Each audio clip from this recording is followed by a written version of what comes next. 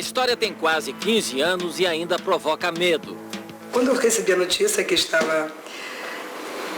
Aí não quero isso publicado. Desconfiança. É um assunto que volta à tona, não se sabe qual a motivação disso. Agressividade. Não interessa quem eu seja, sai fora.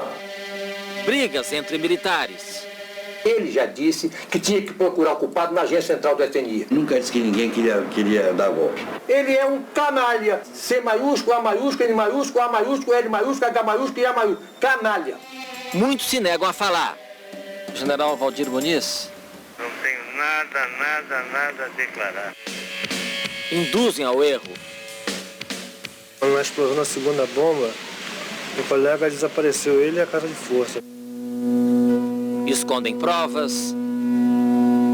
Criam dificuldades para ninguém saber o que realmente aconteceu naquela noite de 30 de abril de 1981.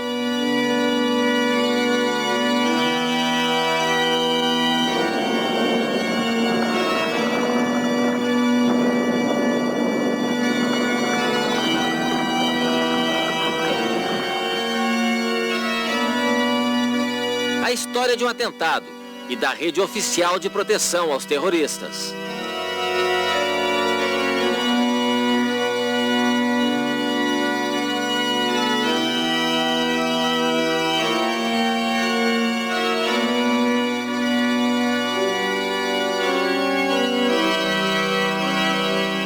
Se a imprensa não tivesse presente desde o primeiro momento, era possível que até hoje não se soubesse que tinham sido 2 elementos do Exército. A verdade é essa.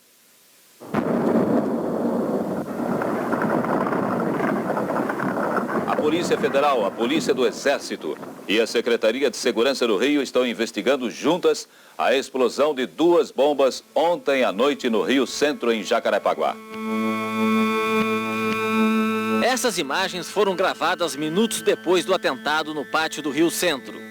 A explosão da primeira bomba dentro do Puma feriu gravemente o motorista e matou na hora o acompanhante. No show, deu para sentir que alguma coisa tinha acontecido. Já não há mais coração. Estava cantando essa canção que fala das bombas de São João, do coração bobo, do sentimento do povo, da ternura. E de repente, eu vi uma coisa estranha que nunca aconteceu no meu show, que era o seguinte: a plateia toda que estava ligada em mim, de repente olhou para trás. E depois voltou em seguida para mim como se nada houvesse acontecido. As primeiras revelações provocam um grande impacto. Os 2 passageiros do Puma são também os principais suspeitos do atentado. A descoberta cria um problema para o Exército e desencadeia um terremoto político no país. Um ato terrorista contra o show 1º de maio, contra o dia do 1º de maio, entende? Eu acho que contra o povo brasileiro. Toda violência, ela deve ser condenada. E a violência política, então, essa é inaceitável. Contrariando as evidências, o general Valdir Muniz, então secretário de Segurança do Estado do Rio, foi buscar nas extintas organizações de esquerda os autores do atentado. Vamos ver quais são esses terroristas. Quem são esses terroristas? Quem são esses maus brasileiros? Quais são esses materialistas? Será que esses materialistas não têm mãe, não têm pai, não têm irmãos? Não creem nessa pátria acolhedora que há de ser grande, custe a violência que custar? No começo dos anos 80, com o general João Figueiredo na presidência, o Brasil estava numa encruzilhada política.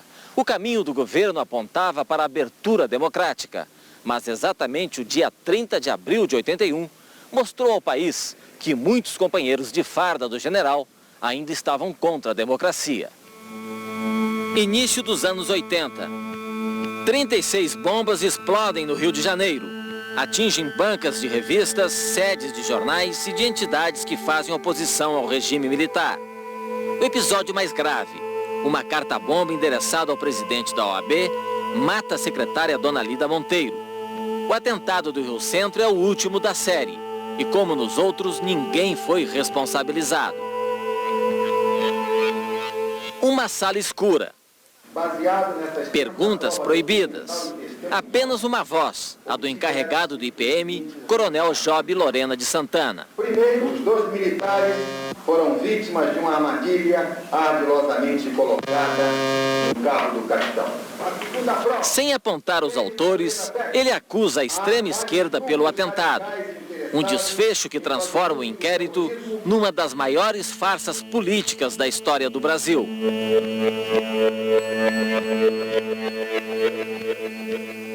Era uma farsa. O inquérito foi uma farsa, isso não tinha dúvida nenhuma desde aquele dia, do show do Coronel Job. Para contar o que realmente aconteceu, vamos buscar os personagens daquela noite. Os que entraram no inquérito e os ignorados pela investigação oficial. Eles é que vão nos guiar na montagem do quebra-cabeças do Rio Centro. Nos ajuda o repórter Fritz Lutzeri, que já investigou o caso há 14 anos. Foram 3 meses de procura, em 3 estados. Mais de 50 personagens, alguns encontrados depois de muitas andanças, convencidos com muita conversa. Eu queria falar com o seu Carlos Alberto, por favor. Eu queria falar pessoalmente com ele, que eu explico para ele. Usamos o critério de chegar sempre de surpresa, com a câmera ligada.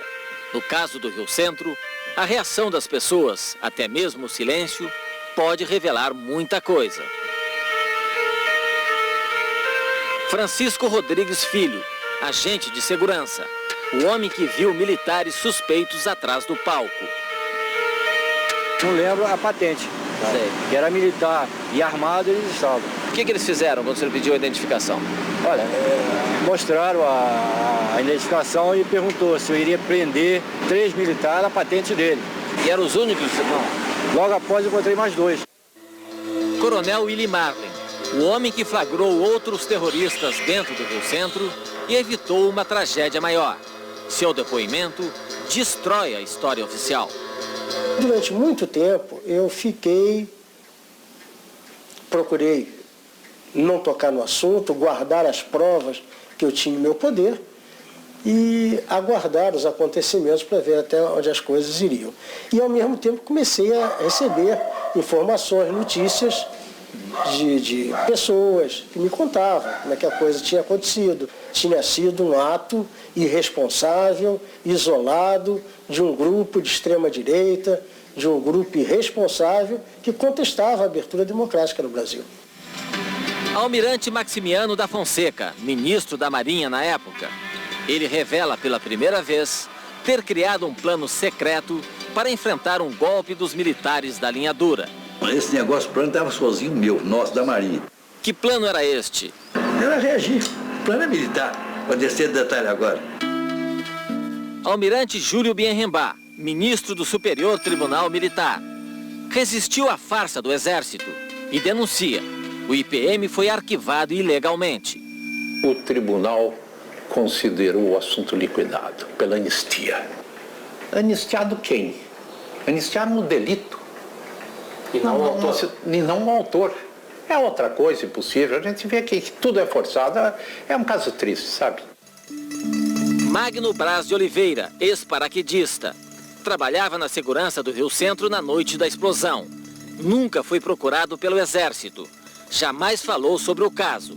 Magno se considera a testemunha número 1 do atentado. A única coisa que eu via, que tenho certeza que eu via, foi o sargento e o capitão entrando sem credencial, que minha ingenuidade, a minha vibração, né, autorizei eles a entrarem. Mas graças a Deus, tiro o céu pela culatra, Deus foi grande, né, e os inocentes foram salvos. O que aconteceria se os terroristas conseguissem explodir o Rio Centro? Quantas pessoas morreriam na confusão armada pelas bombas? O Brasil teria chegado à democracia? Ninguém pode responder a estas perguntas. Mas nossos personagens vão revelar fatos surpreendentes. Caminhos que ajudam a chegar mais perto da verdade.